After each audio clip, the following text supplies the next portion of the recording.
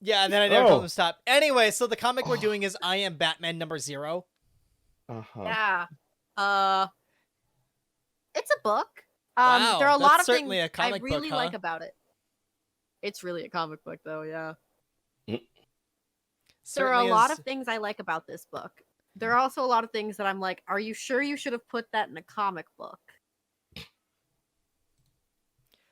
So this one, it's the names on the cover are Ridley, Foreman, Ratmond, and Locus. I'm not entirely sure what order that goes in terms of work. Usually goes believe writer, Ridley- artist, and an editor and something else. writer, artist, penciler. That's the Usually. thank you. I'll do it, yep. So, thanks to that squad, you've sure made a comic book. It opens up with a black screen, or not a black panel. It's not the entire page, and then it goes to our protagonist Tim Fox having a sparring match and declaring that he is nobody yet. Okay. The art style for the first few pages is weird. I'm gonna go with weird. I'm gonna go with It's very basic. Oh. Yeah, it's very bare bones. It's very depth like is given Comics to the- 101. Yeah. Mm. Like the colorist did a lot of work here. It's almost like they were given just line art with none of like, the defining features to stuff, and it was left to them to add like facial depth, to add like how do I know where your cheekbones are, and I for all getcha. that we love people avoiding like the 90s sketchiness or the Rob Liefeld like excessive lines, this feels the opposite direction, and it's a little Yeah, this could have used a handful extra lines. And pockets. at least two more. They don't need more pockets. Actually, no, I take that back. I'm looking at Tim Fox's pants right now, and I'm not sure that they have pockets. In See? fact, they're very, very bland. Pockets He not could use included. some extra pockets. So he's talking to the current Katana, and she's been training him for reasons. She saved his life while trying to save someone else's life, and that guy was trying to save Tim's life at the time. Oh. He's Tim Fox, the oft forgotten Fox brother. Since there's Luke, Tim, and then there's Tamara and Tiffany. Those are the 4 Fox siblings. God damn, Lucius, we're busy. All right. Lucius gets busy. Oh. Tam hasn't been seen significantly since pre-New 52. Tiffany was Batgirl in Another World comic at one point. Yeah, in Future and State, not that Fox- long ago. January. Oh, even. she was in Damn, I didn't realize she was in Future State. Nice, good for her. And of course, Luke Fox is Batwing, who sometimes shoots people. Don't worry about it. Oh. Anyway. Anyway. Tim here decides that for all that, he could go with Katana and train with her more and fight individual bad guys, he wants to fight a system. And to do that, he needs to go back to Gotham and also change his name, I guess. Variant Edmonton, more specifically Danica, saying that January was like 17 years ago. And I'm like, yeah. I know, Gandalf. We were there. I seen Do not tell me. Of the ancient texts, I was there when they were written. Thanks, Aslan. Anyway. Thanks, Lion Jesus. Anyway. Thanks, Liam Neeson. So, for reasons, not edgy reasons, definitely he promises, Tim changes his name to Jace. Because if you're gonna steal one main Bat family member's name, you may as well steal 2. I'm sorry. So, we cut to him with more lines on his face now, which is great. He's got a beard and eyebrows, and he's moving out of his family home because he needs space. Sure. Whatever. And he tells him it's because he needs space, but actually it's because he wants to do crime fighting. Surprise. And then we join up with some crowds in Alleytown. I Alleytown? assume Alleytown being what became of Crime Alley after they stopped calling it that because they realized that's a great way to just have a lot of crime. Damn. And it's a whole bunch of mass civilians versus the police. Swatted up, face shields, body armor, nightstick type deal. And the civilians are wearing not just like bandana masks, but also medical masks, which, as I'm sure you're all aware, sure is a thing people do these days. Mm-hmm. We would like them to do more, in fact. Anyway, I'll get off my So- soapbox. Interestingly, about this section, all of the dialogue we see is from the cop. One insisting that they hold the line, they don't give any ground, and the other going, "We're clearly just escalating the situation by being here. Maybe we should leave." And then someone throws a rock at them. And they proceed to beat the shit out of all of the protesters, as cops are wont to do. Again, I think it's a weird choice here to show it from the police's perspective, but it does make some sense given that the next section finds us in the office of Renee Montoya, police commissioner, where she's dressing down some white guy cop for this attack, for what happened here. She says they had the right to be there, they had a permit, you shouldn't have assaulted them. And he's like, "I'm not gonna run from a bunch of mask-wearing thugs." And she's like, "Oh my god, you cannot be this much of an asshole." And he's like, "What are you gonna do about it?" Which is really how that goes. And then he leaves. But after she suggests that he should resign. Naturally. We then go back, for the record, by the way, at this point we have returned to the incredibly simple art style, which is why I actually didn't recognize Renee right away. I was like, who? No, it was weird. No, it's weird.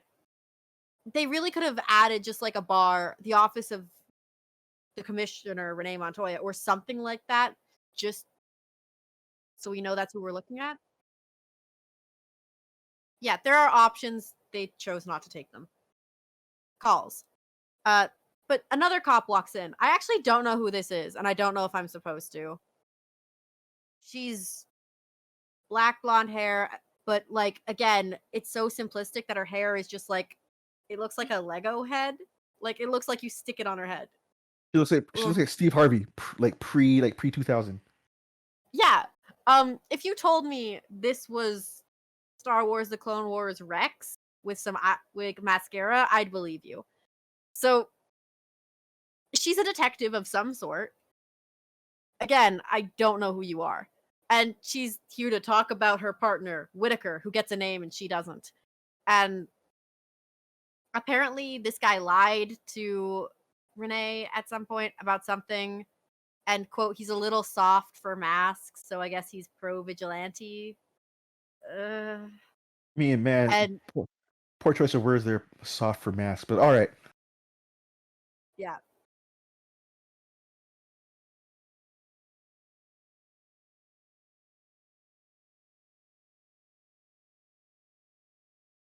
Yeah, it's an easily misinterpreted line, and I actually wasn't sure about it until the next page where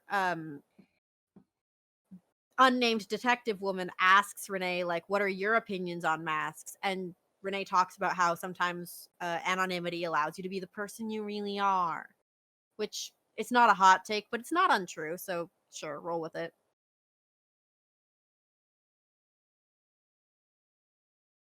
Story, yeah.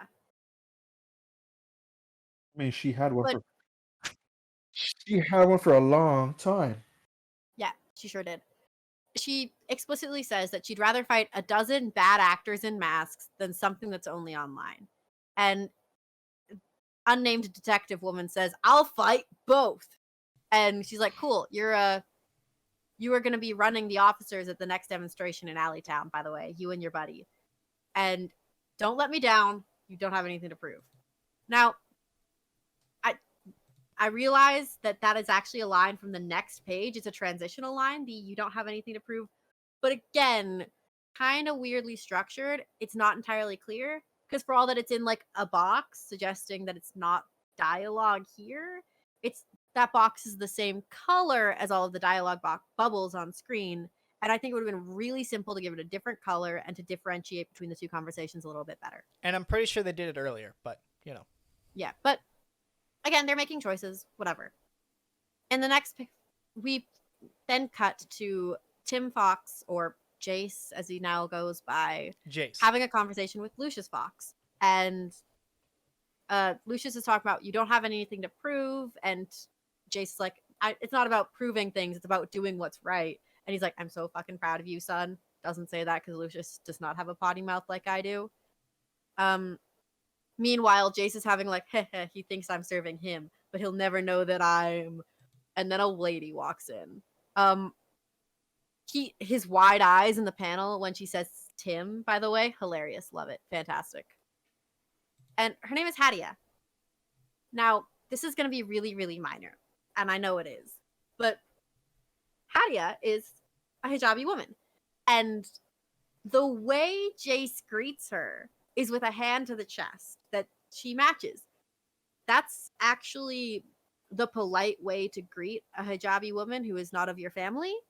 And I think it's a really, really nice touch. You can also wait for, if they offer to shake your hand, you can shake it back. But the standard polite is hand to your chest. And the fact they included that makes me really, really happy. It's a great, like, cultural thing to include.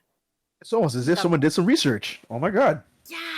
Or someone's a part of that faith and knows what they're talking about. Exactly. Oh my god. It's really nice to see. I'm a huge fan. I didn't catch that. Do... I'm kind of glad somebody did.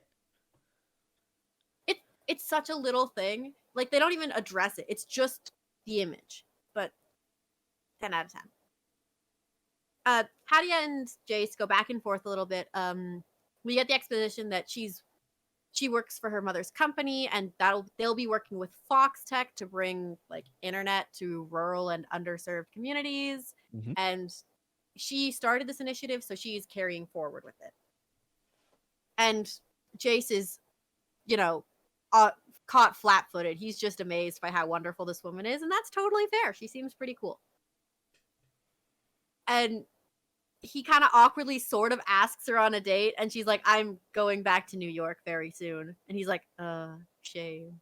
And starts to walk away, and he looks sad after her like a little puppy. And she's like, I'm not going back to New York until Friday.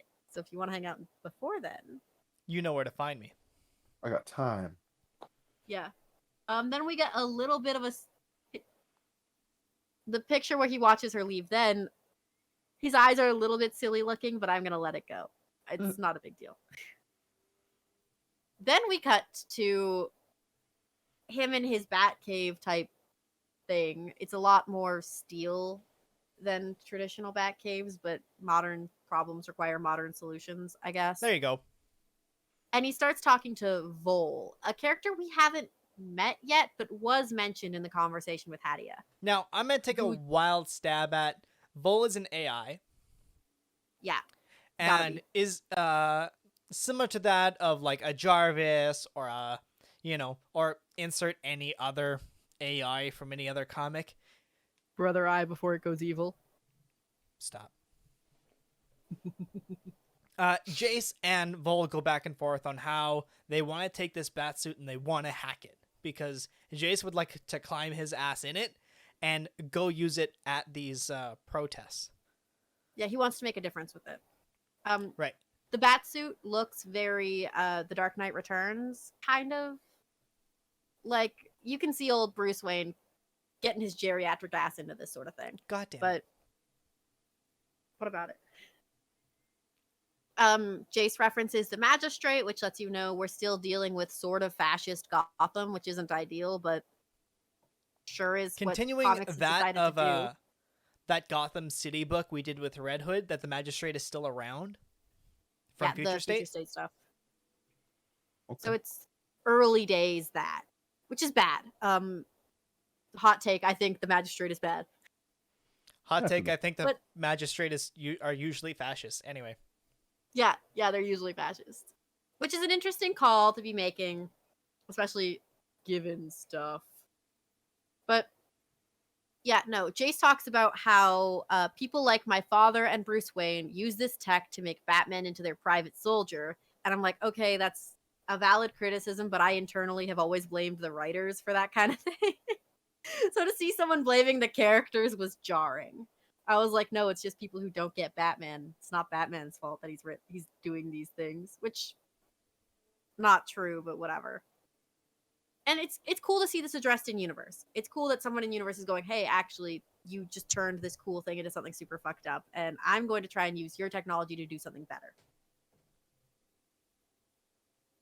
And then he proceeds to go looking for 6 left-wing radicals, which... Oh? Left-wing radicals. Is that your political issue? Is that what you're really scared of? What? Well, I'm not saying all This book like, has a bias or something, but I'm not saying all violent politically motivated crime is caused by right-wing radicals. But the numbers sure suggest something along that lines.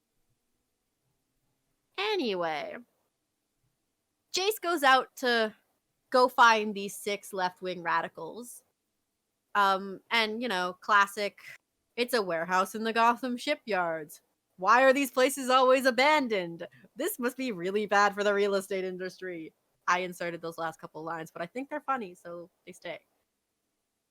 And he goes up and climbs to see the always and ever convenient skylights and is like, there's only 2 guys down there with a bunch of explosives. Weird. and then he jumps proceeds to down. just hand them, just absolutely just kick their ass. Yeah, he just kicks the shit out of them.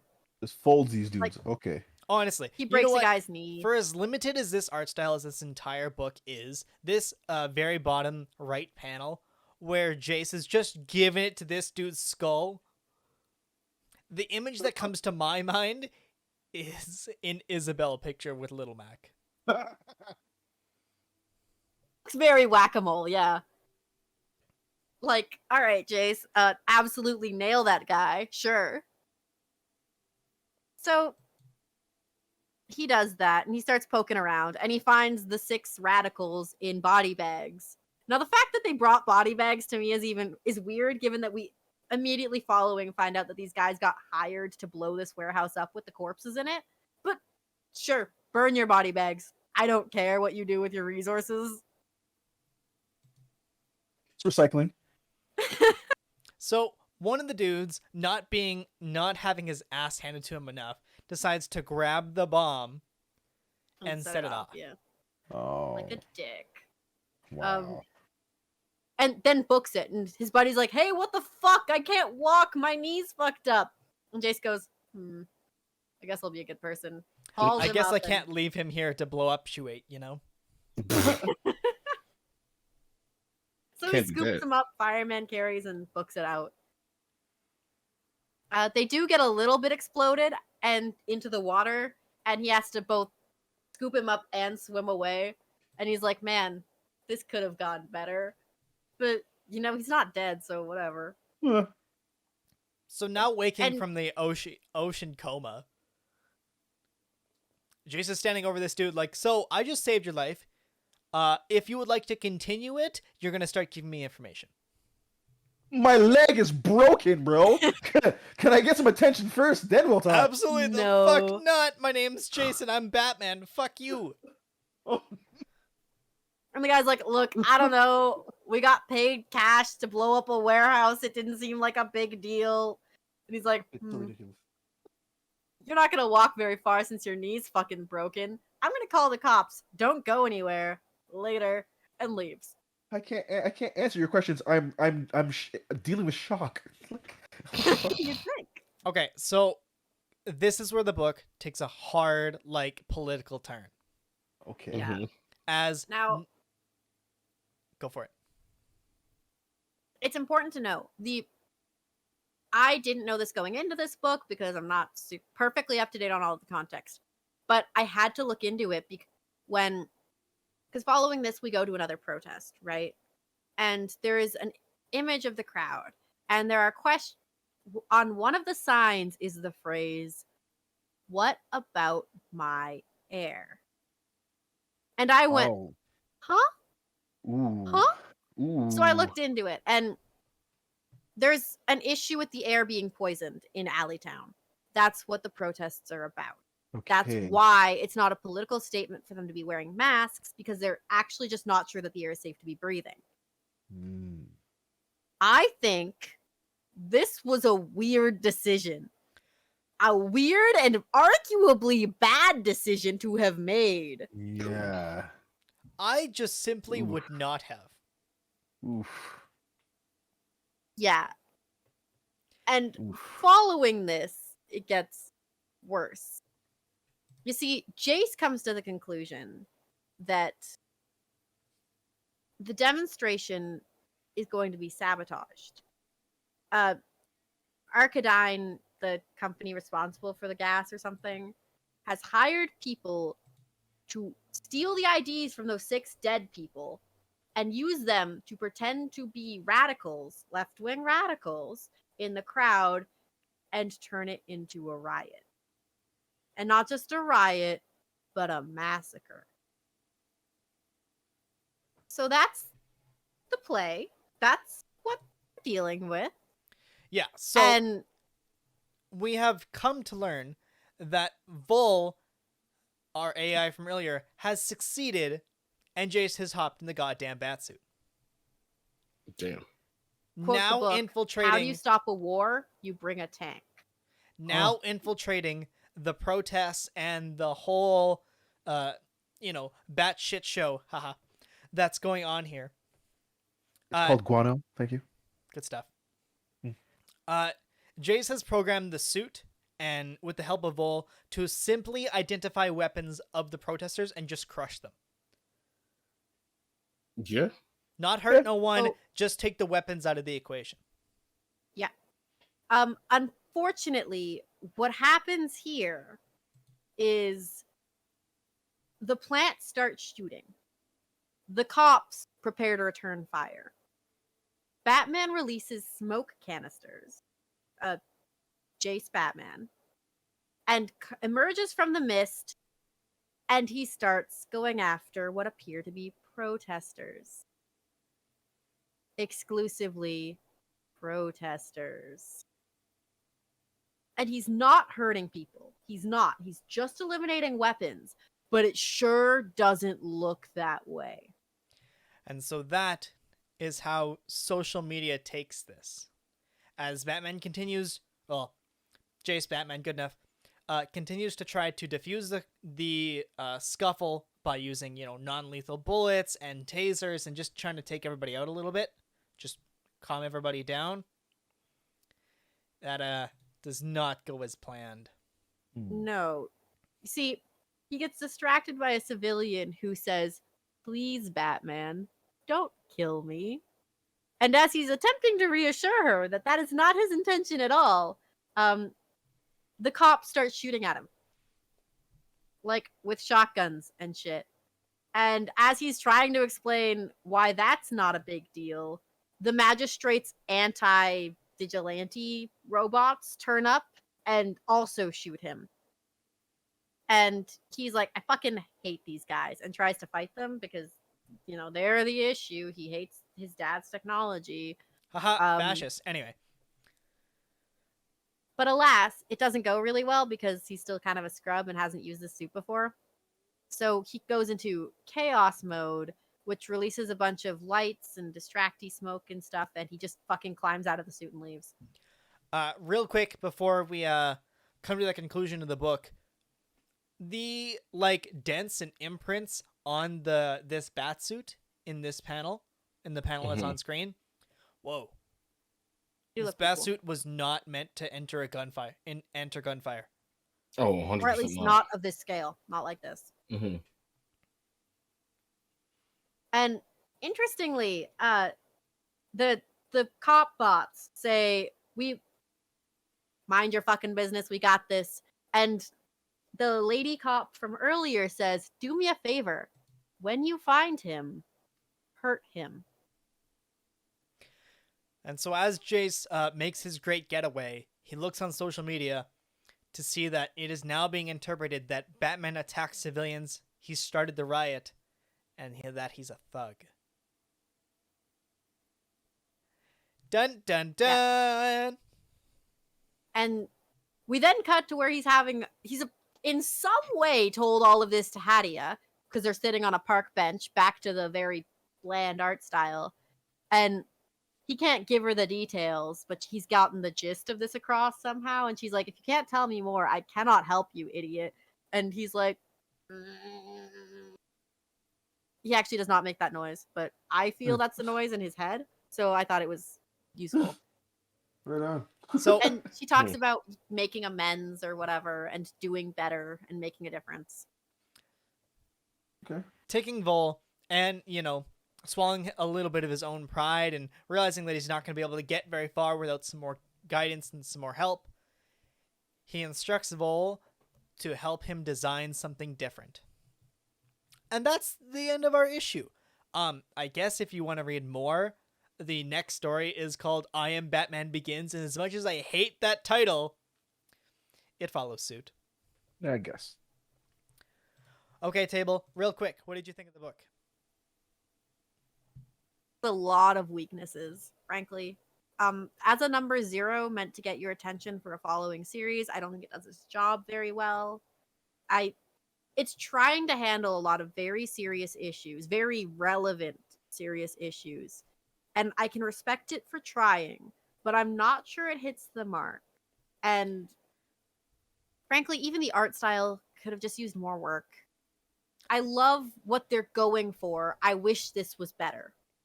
100%. I imagine issue 1 will pick up some pieces, but I don't have high hopes. With that in mind, start.